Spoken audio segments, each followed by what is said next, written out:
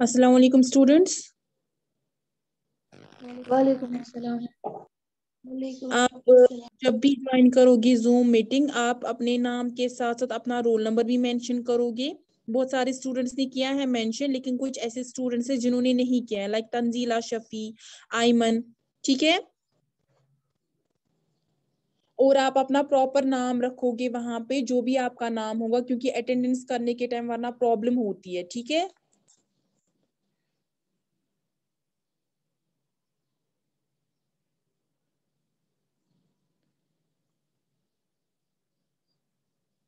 सूफी महरीन 22। ठीक।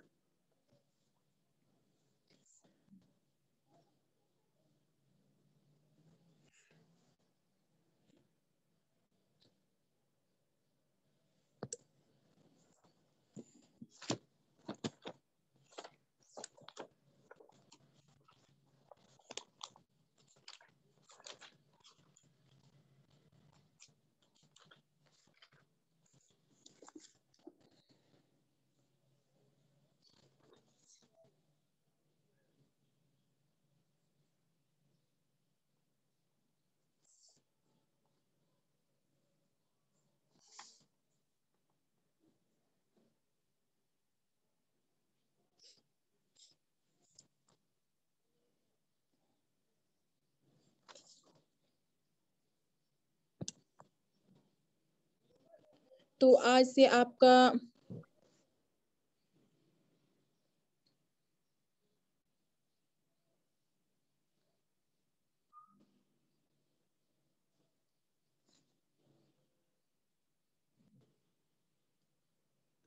ठीक, तो आज से आपका टर्म सेकंड स्टार्ट हो रहा है। ठीक, तो हम क्या करेंगे, हम पहले फिजिक्स का एक चैप्टर उठाएंगे।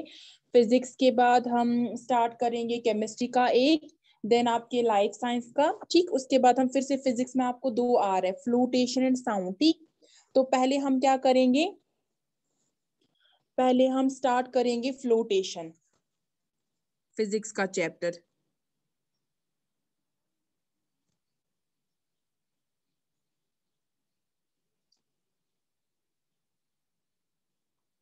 Chapter flotation. फ्लोटेशन का मतलब क्या होता है? फ्लोटेशन हम बोलते हैं जो चीजें ऊपर रहती है, फ्लोट करती है, यानी एक तरह से हम बोलेंगे तैरती है किसी भी जो सरफेस पे रहती है। ठीक है। तो उस सरफेस पे रहने के लिए एक बॉडी जो है हमारे पास, एक ऑब्जेक्ट जो हमारे पास है, उससे पहले हमें क्या करना है, उस कंसेप्ट को पढ़ने से पहले हमें प्रेशर, थ्रस्ट के बारे में कुछ पता होना चाहिए। ठीक है। प्रेशर क्या होता है, उसके बाद हमें पता होना चाहिए बयोंसी क्या होता है, बॉयॉन्ड फोर्स क्या होता है। देन आफ्टर हम पढ़ सकते हैं कैसे कोई भी बॉडी, कोई भी ऑब्जेक्ट जो होता है वो फ्लोट करता है किसी भी सरफेस पे, चाहे वाटर सरफेस हो। ठीक है। कैसे वो बॉडी या ऑब्जेक्ट जो होता है, अगर हम बॉडी भी बोलेंगे ऑब्जेक्ट भी बोलेंगे एक ही बात है, कैसे वो क्या करता है, वो फ्लोट करता है उस सरफेस पे। ठीक, तो इससे पहले कि हम फ्लोटेशन पे जाए कि फ्लोट कैसे करता है कोई भी, उससे पहले हमें कुछ टर्म्स पता होनी चाहिए। ठीक, उन टर्म्स में सबसे पहले क्या आता है, thrust and pressure. Thrust and pressure. ठीक, सबसे पहले हम प्रेशर से स्टार्ट करेंगे। प्रेशर क्या होता है? फॉर एग्जाम्पल आप क्या करो, अगर आप अपना जो थंब है, ठीक, आप एक वुड लो। ठीक, this is the wooden block. आप एक वुडन ब्लॉक लो, आप क्या करो, आप अपने थंब से उसको प्रेस करो, यानी आप फोर्स लगाओ उस पे। जब आप फोर्स लगाओगे उस पे, आप देखोगे आपका जो थंब है वो उस वुडन ब्लॉक के अंदर नहीं जाएगा। ठीक, वो उस वुडन ब्लॉक के अंदर नहीं जाएगा। लेकिन आप क्या करो, आप ड्राइंग पिन लो, कोई भी आप ड्राइंग पिन लो। ठीक, आप क्या करो, अपने थंब से उस ड्राइंग पिन पे ऊपर प्रेस करो, यानी आप उस पे फोर्स अप्लाई करो। जब आप उस पे फोर्स अप्लाई करोगे, आप देखोगे कि वो जो पिन है, वो जो ड्राइंग पिन है, वो इस वुडन ब्लॉक के अंदर गई, लेकिन हमारा जो थंब है वो नहीं गया। ठीक, ऐसा क्यों होता है? किसी को इसके बारे में कुछ पता है ऐसा क्यों होता है? कि अगर हम अपना थंब जो है किसी भी वुडन ब्लॉक पे प्रेस कर रहे हैं, वो नहीं जा रहा है अंदर, लेकिन अगर हम ड्राइंग पिन पे सेम फोर्स अप्लाई करेंगे, ठीक, यानी जितनी हम ताकत, या हम बोलेंगे जितना हम फोर्स अप्लाई कर रहे हैं किसी एक अपने थंब पे, ठीक, थंब से हम फोर्स अप्लाई कर रहे हैं इस वुडन ब्लॉक पे, लेकिन वो वुडन ब्लॉक के अंदर नहीं जा रहा है। लेकिन अगर हम ड्राइंग पिन लेते और सेम फोर्स अप्लाई कर रहे हैं उस ड्राइंग पिन पे, तो वो ड्राइंग पिन जो है वो इस वुडन ब्लॉक के अंदर जाता है। ऐसा क्यों होता है? देखो, इसका रीजन है, हमारा जो थंब है वो वुडन ब्लॉक के अंदर क्यों नहीं जाता है?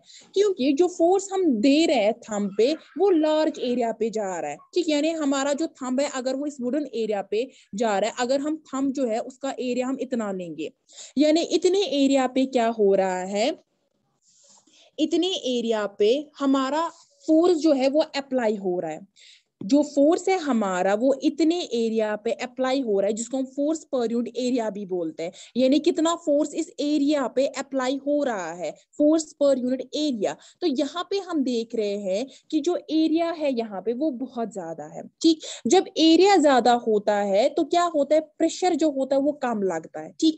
जब प्रेशर कम लगेगा, यानी प्रेशर कम लग रहा है, तो क्या होगा, थंब जो है वो इसके अंदर नहीं जाएगा। लेकिन अब हम एक काम करेंगे, हम लेंगे ड्राइंग पिन, ठीक। ड्राइंग पिन पे हम क्या कर रहे हैं, ड्राइंग पिन पे हम सेम फोर्स अप्लाई कर रहे हैं, ठीक। ड्राइंग पिन लेकिन इतनी छोटी होती है, ड्राइंग पिन पे अगर हम देखेंगे, ड्राइंग पिन हम अप्लाई कर रहे हैं, तो ड्राइंग पिन पे हम देख रहे हैं कि वो इतने छोटे से एरिया पे फोर्स अप्लाई हो रहा है, क्योंकि हमारा थंब जो है अब वो किस पे फोर्स अप्लाई कर रहा है, वो इस पिन के ऊपर फोर्स अप्लाई कर रहा है। लेकिन अगर हम देखेंगे जो एरिया वुडन ब्लॉक के साथ कंटैक्ट में है, यानी कितना जो ये ड्राइंग पिन है ये कितने एरिया में कंटैक्ट, वो एक छोटे से एरिया में जो ये कंटैक्ट होता है, तो जब हम फोर्स अप्लाई करते हैं, यानी यहाँ पे एरिया जो है वो कम है, तो प्रेशर यहाँ पे ज्यादा होगा। क्या होगा, प्रेशर यहाँ पे ज्यादा होगा। जब प्रेशर ज्यादा होगा तब जाके ये ड्राइंग पिन इस वुडन ब्लॉक के अंदर जाती है, ठीक। यानी जो ये फोर्स है, अगर हम देखेंगे, हम फोर्स तो इक्वली अप्लाई कर रहे हैं, लेकिन डिफरेंशिएट कहां पे हो रहा है, एरिया में डिफरेंशिएट हो रहा है, एरिया छोटा और बड़ा आ रहा है। यानी जब हमने थंब पे फोर्स अप्लाई किया था, सेम फोर्स हमने थंब पे अप्लाई किया था, लेकिन जो वो थंब है वो जो एरिया के साथ कंटैक्ट में आ रहा है, किसके साथ, वुडन ब्लॉक के एरिया के साथ कंटैक्ट में आ रहा है, वो एरिया बहुत ज्यादा है, तो प्रेशर वहां पे कम लग रहा है, इसलिए हमारा थंब उस वुडन ब्लॉक के अंदर नहीं जा रहा है। लेकिन अगर हम ड्राइंग पिन की बात करेंगे, ड्राइंग पिन के में एरिया क्या है, एरिया बहुत कम है, ठीक। एरिया जब कम होगा, जब हम उस पिन पे वही फोर्स अप्लाई करेंगे, सेम फोर्स अप्लाई करेंगे जो हमने थंब पे पहले सीधे अप्लाई किया था, जो वुडन ब्लॉक के साथ कंटैक्ट में था, डायरेक्ट कंटैक्ट में, हमने सेम फोर्स ड्राइंग पिन पे अप्लाई किया, लेकिन जो एरिया ये कंटैक्ट में आ रहा है वुडन ब्लॉक के साथ, वो एरिया छोटा है, ठीक। तो वो छोटा एरिया जब होगा तो वहां पे प्रेशर ज्यादा एक्सर्ट होगा। जब प्रेशर ज्यादा होगा तो उससे क्या होगा, ये जो ड्राइंग पिन है हमारी ये सीधे वुडन ब्लॉक के अंदर जाएगी, ठीक। तो हमारा जो वेट है, ये नोट करो, आपकी जो वेट होता है किसी भी बॉडी का वो भी फोर्स ही होता है, ठीक है। यानी अगर आप अपना थंब लोगे, आप कितना इस पे फोर्स अप्लाई कर रहे हो, यानी आप कितना वेट डाल रहे हो, कितना वेट डाल रहे हो, वो भी एक फोर्स ही होता है। ये आपने पिछले चैप्टर में भी इवन पढ़ा था, ग्रेविटेशन में भी आपने पढ़ा था वेट के बारे में, ठीक है। वेट क्या होता है, एक वेक्टर क्वांटिटीज का direction as well as magnitude होता है, और वेट क्या होता है, ये फोर्स होता है। कौन सा फोर्स, विद विच जो ग्रेविटेशन होता है, यानी जो अर्थ होता है वो इसको अपनी तरफ अट्रैक्ट करता है, यानी वेट भी क्या होता है, एक फोर्स होता है, ठीक। तो अगर हम देखेंगे वेट हमेशा कैसे होता है, डाउनवर्ड डायरेक्शन में होता है, ये भी आप लोगों ने पिछले चैप्टर में पढ़ा था वेट में, ठीक। तो अब हम देखेंगे कैसे प्रेशर एक्सर्ट करते एक ब्रिक, ठीक है। एक ब्रिक कैसे प्रेशर एक्सर्ट करता है, किस पे, ग्राउंड पे, जब हम उसको दो डिफरेंट पोजीशंस में रखते हैं, एक पोजीशन लाइंग पोजीशन में रखते हैं, दूसरे में रखते हैं हम स्टैंडिंग पोजीशन, ठीक। तो वहां पे हम देखेंगे कौन कितना ज्यादा प्रेशर एक्सर्ट करेगा ग्राउंड पे, ठीक। फॉर एग्जाम्पल हम दो डायरेक्शंस, मैंने आपको बोला हम दो डायरेक्शंस में रखेंगे, दो डिफरेंट पोजीशंस में हम रखेंगे। एक आ गया हमारे पास लाइन पोजीशन, फॉर एग्जाम्पल ये मेरा ब्रेक है, ठीक, मैंने इसको ऐसे लाइन पोजीशन में रखा,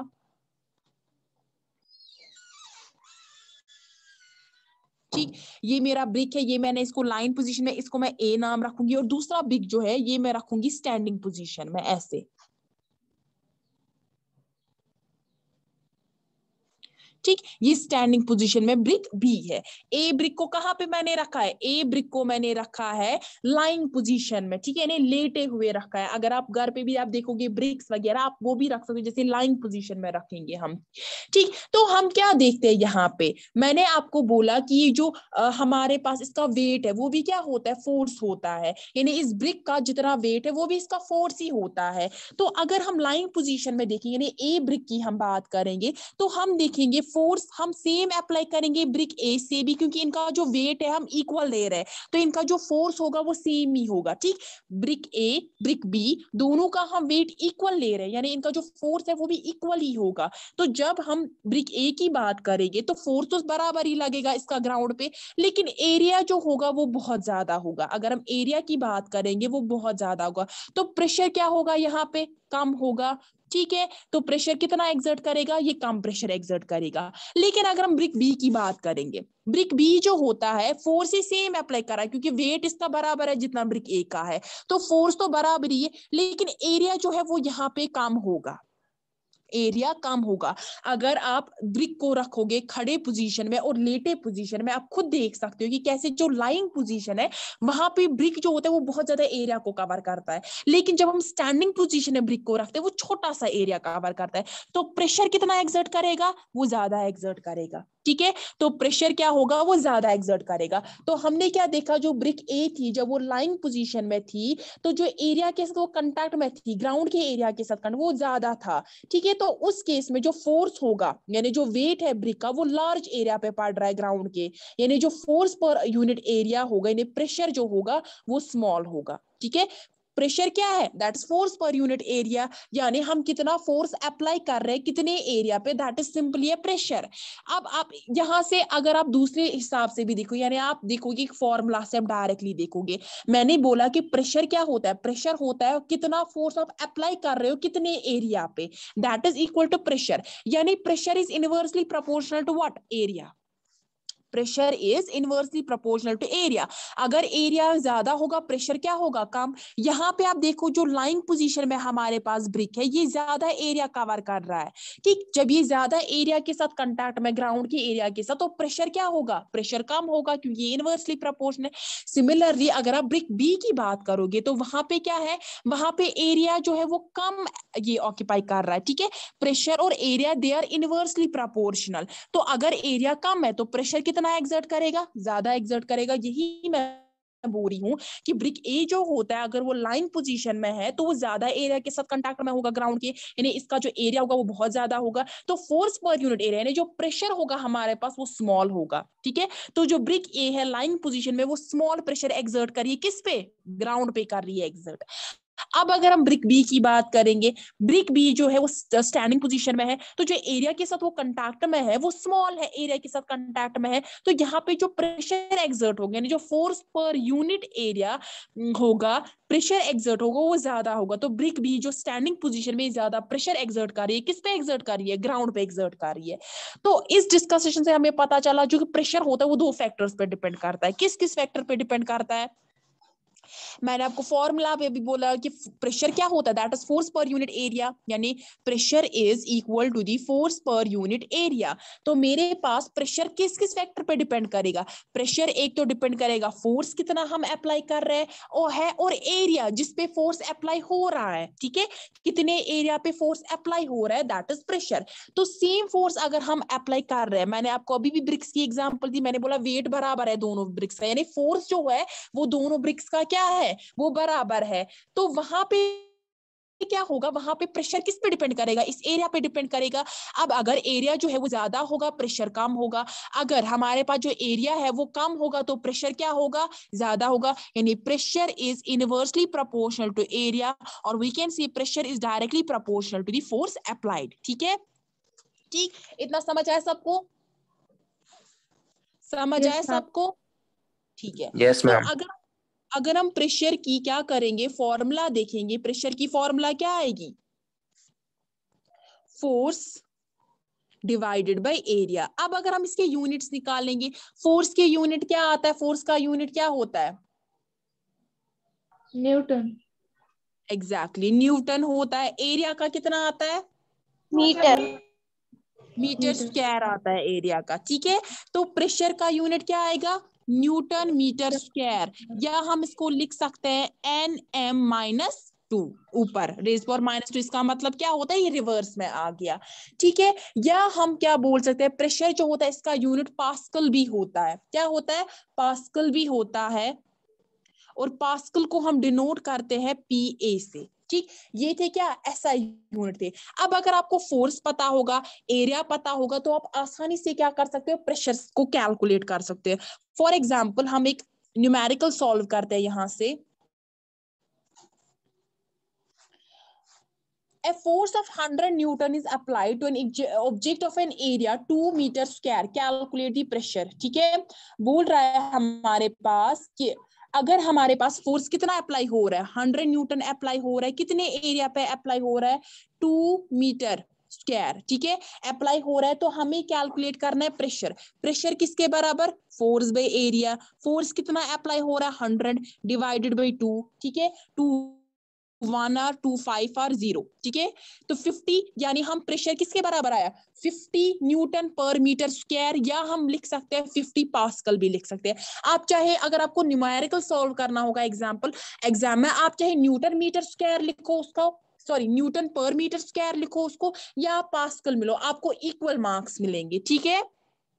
ये समझ आया कैसे सॉल्व करना है क्वेश्चन। Yes ma'am. मैम यहाँ पर 2 मीटर स्क्वायर नहीं आ सकता है, यहाँ पर 100 n divided by 2 metre square. क्या क्या क्या मैं जी, 100 n लिख सकते हैं ना यहाँ पर, n 100 हाँ के हाँ साथ। लिख सकते हैं, ये आपकी मर्जी है, ये लिख सकते हैं, जरूरी भी नहीं लिखना, आप लिख भी सकते हो, ठीक है। Okay ma'am. ठीक है जी, आपका क्या क्वेश्चन था बेटा। मैम पास्कल फिर से बोलिए, वो क्या है, मुझे उस टाइम आवाज कट गई थी आपकी। ठीक है, तो पास्कल क्या होता है, आप देखो मैंने आपको ऐसा यूनिट बोले क्या होते हैं, जो हमारा प्रेशर है इसका क्या होता है, फोर्स बाय एरिया फॉर्मूला है। फोर्स का क्या आता है, न्यूटन आता है बाय मीटर स्क्वायर। तो कितना आएगा, प्रेशर का यूनिट आएगा न्यूटन पर मीटर स्क्वायर, ठीक। या हम इस न्यूटन पर मीटर स्क्वायर को पास्कल भी बोलते हैं, यानी जो ऐसा यूनिट है प्रेशर का, वो हम पास्कल भी लिख सकते हैं, जिसको हम रिप्रेजेंट करते हैं बाय द सिंबल PA, ठीक, समझ आया। Yes ma'am.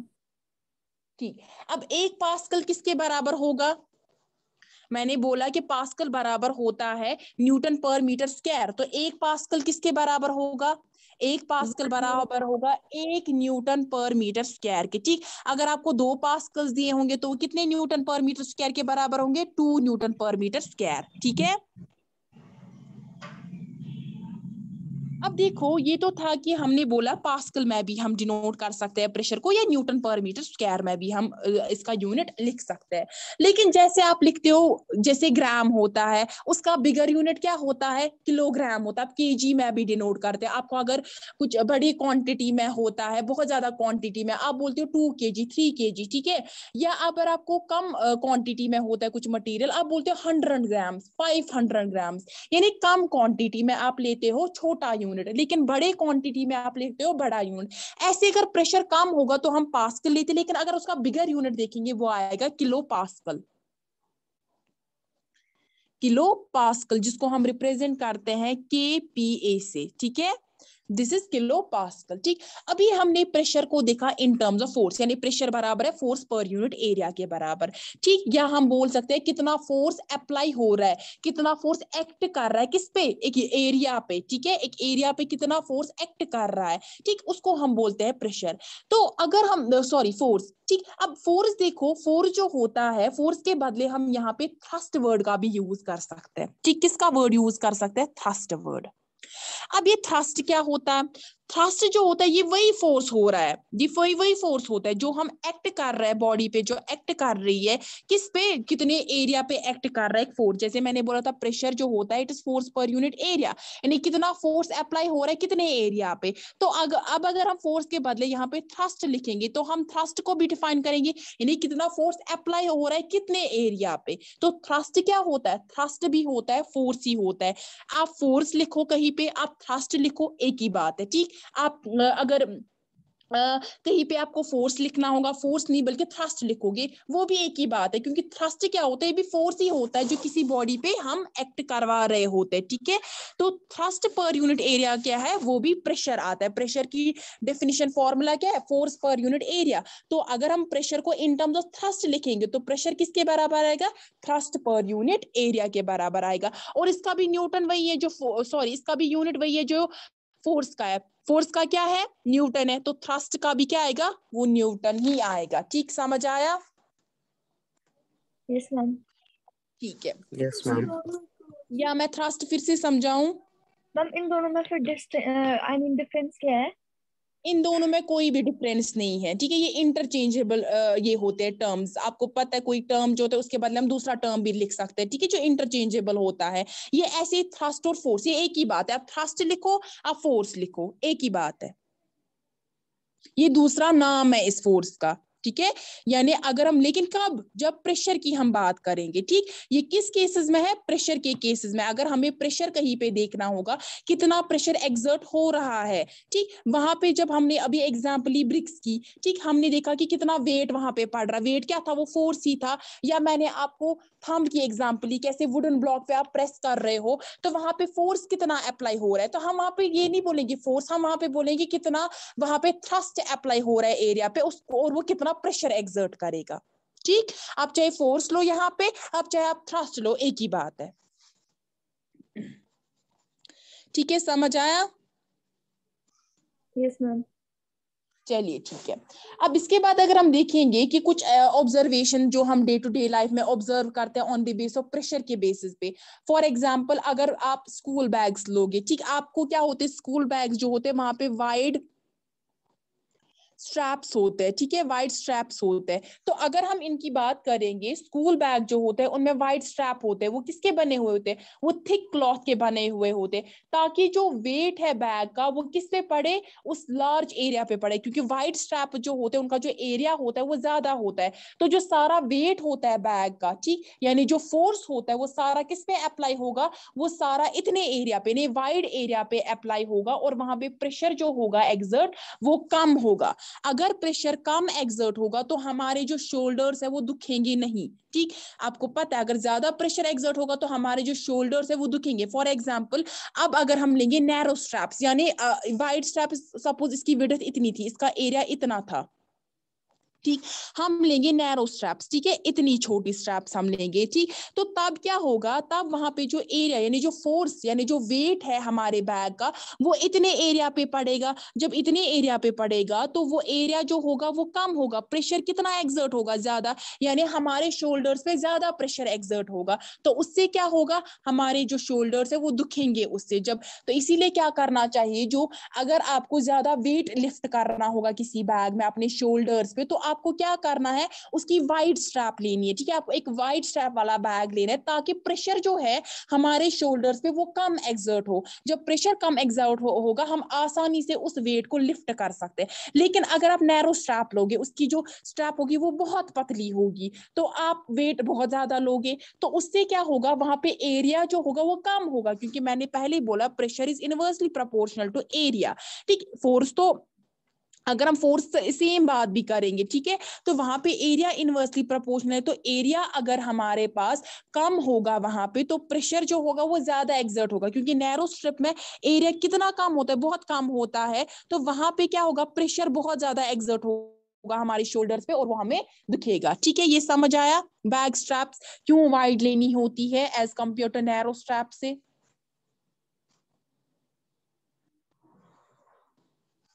समझ आया?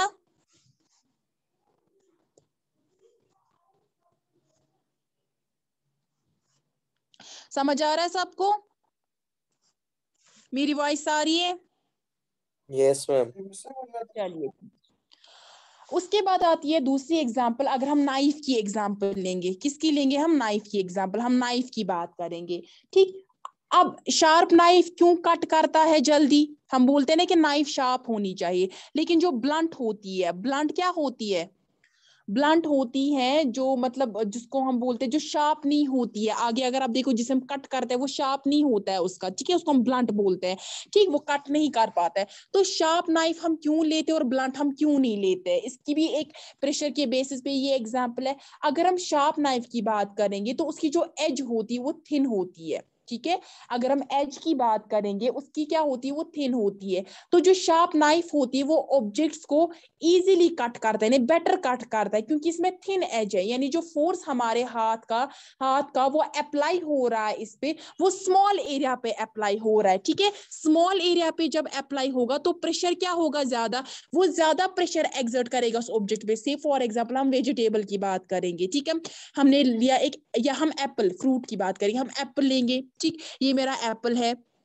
मैंने शार्प नाइफ ली, ठीक, उसकी जो एज है वो थिन है, तो मैंने अपने हाथ का प्रेशर इस शार्प नाइफ पे अप्लाई किया, तो यहाँ पे एरिया जो है वो कम है, तो प्रेशर क्या होगा, ज्यादा एक्सर्ट होगा। जब ज्यादा प्रेशर एक्सर्ट होगा तो ये फ्रूट जो है, ये एप्पल जो है आसानी से कट हो जाएगा। लेकिन अगर हम ब्लंट नाइफ की बात करेंगे, ठीक है, हम किसकी एग्जाम्पल लेंगे, अब ब्लंट की।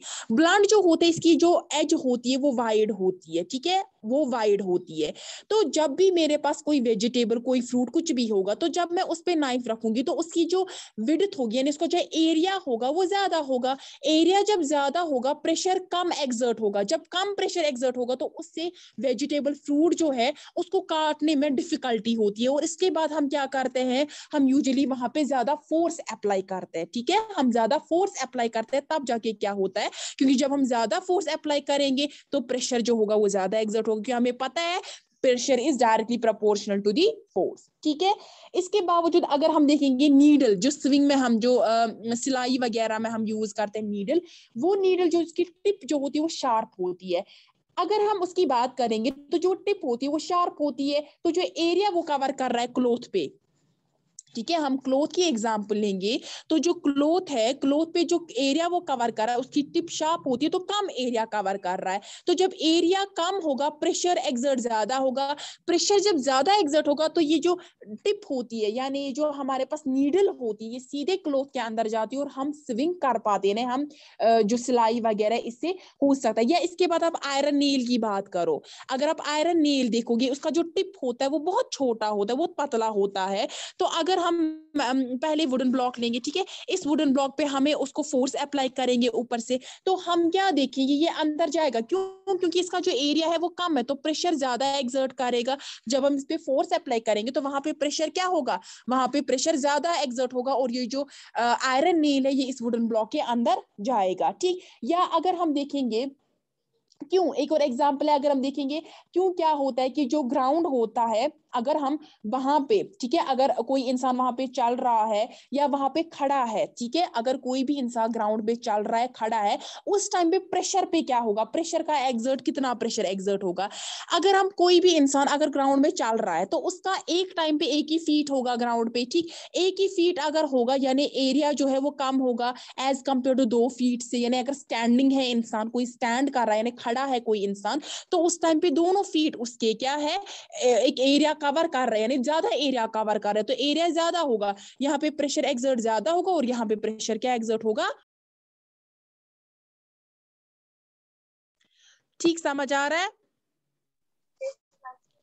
ठीक। इसके बाद अगर हम एक और एग्जांपल लेंगे, फॉर एग्जांपल हम बात करेंगे क्वेश्चन, ठीक है, क्वेश्चन की हम बात करेंगे।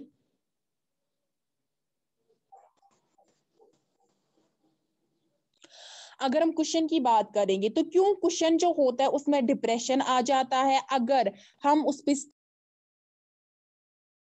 खड़े हैं, क्यों ऐसा हो रहा है। या अगर हम लेटे होते हैं क्वेश्चन पे, आप ये खुद से भी करना, आप देखना, अगर आप क्वेश्चन जो तकिया वगैरह घर पे होता है, जब आप उस पे लेटोगे उसमें उतना डिप्रेशन नहीं आएगा, ठीक है। लेकिन अगर हम खड़े रहेंगे उस पे, ठीक, जब हम खड़े रहेंगे उस पे, तो उस टाइम पे उसमें क्या होगा, उसमें ज्यादा डिप्रेशन होगा। आप अपना पैर लेना, आप कुशन पे रखना, आप देखना वहां पे कितना अंदर जाएगा वो तकिया। लेकिन जब आप उस पे लेटोगे आप देखोगे वहां पे उतना अंदर नहीं जाएगा। ऐसा क्यों हो रहा है, क्योंकि अगर हम बात करेंगे जब आप उस पे खड़े होते हो, ठीक है, जब आप उस पे खड़े होते हो उस टाइम पे एरिया जो होता है कितना होता है, उस टाइम पे एरिया कम होता है, कम होता है तो प्रेशर ज्यादा एग्जर्ट होता है और उसमें डिप्रेशन आ जाता है, ठीक है। लेकिन जब आप उसमें लेटे हो तो एरिया कितना आप कवर कर रहे हो, बहुत ज्यादा एरिया कवर कर रहे हो लेटने के टाइम, तो प्रेशर वहां पे कम एग्जर्ट होगा, यानी डिप्रेशन जो होगा वो उस टाइम पे भी कम कम होगा, ठीक है। या हम एक और एग्जांपल लेंगे, आप देखना हील्स होती है, लड़कियों को ज्यादा एक्सपीरियंस होगा इसका, जो हील्स होती है, अगर आप कहीं मड पे चलोगे यानी सॉफ्ट सैंड पे चलोगे, ठीक, आप वहां पे क्या देखोगे, आपकी जो हील है वो जमीन के अंदर चली जाएगी। लेकिन जब आप फ्लैट चप्पल से चलोगे, जो फ्लैट होगी, जो हील नहीं होगी जिसमें, तो वहां पे आप देखोगे आपका जो जो चप्पल है वो ज्यादा अंदर नहीं जाएगा। ऐसा क्यों होता है? क्योंकि जो हील होती है, जो एरिया वो कर रही होती है कवर, वो कम होता है। अब हील देखो, वो जो नोकीली हील होती है वो एरिया कम कवर कर रही होती है और प्रेशर वहां पे ज्यादा एग्जर्ट होता है, इसलिए जो हील है वो जमीन के अंदर ही चली जाती है। लेकिन अगर हम फ्लैट चप्पल की बात करेंगे, वहां पे एरिया कितना ज्यादा कवर कर रहा होता है, तो प्रेशर वहां पे क्या होगा, कम एग्जर्ट होगा और हमारी जो चप्पल है, फ्लैट चप्पल, वो उस जमीन के अंदर नहीं जाती है। समझ आया? तो ऐसे हमें पता चलता है कि हमारी जो एवरीडे सिचुएशंस होती है, डे टू डे लाइफ में जो हमारी सिचुएशंस होती है, हमने देखा कैसे फोर्स का इफेक्ट होता है एक एरिया पे। तो जब एरिया ज्यादा होता है तो उस टाइम पे कैसे प्रेशर जो होता है वो कम एग्जर्ट होता है, ठीक है। कैसे आप जो है, अगर आप लोगे यही चप्पल की एग्जांपल लोगे, तो अब आप अगर कहीं पे देखोगे, हाँ सॉफ्ट ये है, सॉफ्ट सैंड है, या आप देखो कहीं पे उतना हार्ड सैंड नहीं है, रॉकी मटेरियल नहीं है, तो आप उस टाइम पे क्या करोगे, फ्लैट चप्पल का यूज करोगे, हील्स का यूज नहीं करोगे, क्योंकि आपको पता है पहले से अगर आप हील यूज करोगे एरिया तो कम आएगा और वो ज्यादा प्रेशर एक्सर्ट करेगा। जब ज्यादा प्रेशर एक्सर्ट करेगा तो वो हील सीधे अंदर चली जाएगी उस जमीन के, ठीक है, या वो सॉफ्ट सैंड होगा। तो ऐसे आप अपनी डे टू डे लाइफ में क्या कर सकते हो, इनकी एप्लीकेशंस यूज कर सकते हो, ठीक है। ठीक समझ आए? किसी को कहीं पे कोई कंफ्यूजन? अगर कहीं पे भी कोई कंफ्यूजन है तो अभी बोलो, ठीक है। अभी 5 मिनट है हमारे पास।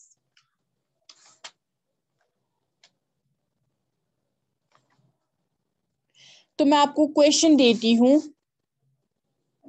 आप ये घर पे करना, ठीक है। A force of 250 Newton is applied to an object of area 4 metre square. Calculate pressure, ठीक है। आपको क्या करना है, आपको प्रेशर कैलकुलेट करना है। क्वेश्चन रिपीट करती हूँ, A force of 250 Newton is applied to an object of area 4 metre square. Calculate pressure, ठीक है। ठीक, आप एक क्वेश्चन, यस व्हाट, बेटा आपकी वॉइस नहीं आ रही है मैम। इसमें वही करनी है ना, फॉर्मूला अप्लाई, प्रेशर इज जी जी, डायरेक्टली इसमें वही प्रोपोर्शनल फॉर्मूला टू। अप्लाई करनी है। प्रेशर की एक ही फॉर्मूला होती है, that is force per unit area, वो फॉर्मूला आपको अप्लाई करनी है यहाँ पे, ठीक है। Yes ma'am. चलिए ठीक है। एसआई यूनिट भी आपको पता है, प्रेशर जो होता है वो बराबर होता है फोर्स पर यूनिट एरिया, यानी कितना फोर्स अप्लाई हम कर रहे हैं कितने एरिया पे, दैट इज प्रेशर। वो सिंपली प्रेशर है, कितना फोर्स आप अप्लाई कर रहे हो कितने एरिया पे, वो हम सिंपली बोलते हैं ये प्रेशर है, ठीक। तो चलिए ठीक है, फिर मैं क्लास एंड करती हूँ, ठीक। आप ये क्वेश्चन करना और आप कल इसका या आज ही अगर कोई भी करेगा पीडीएफ इसका आप सेंड करोगे, या सीधे फोटो आप ले सकते हो, वो भी आप सेंड करोगे, आप अपना नाम और रोल नंबर मेंशन करोगे ऊपर, ठीक है। आप ग्रुप में ये सेंड करोगे। चलिए फिर, अल्लाह हाफिज।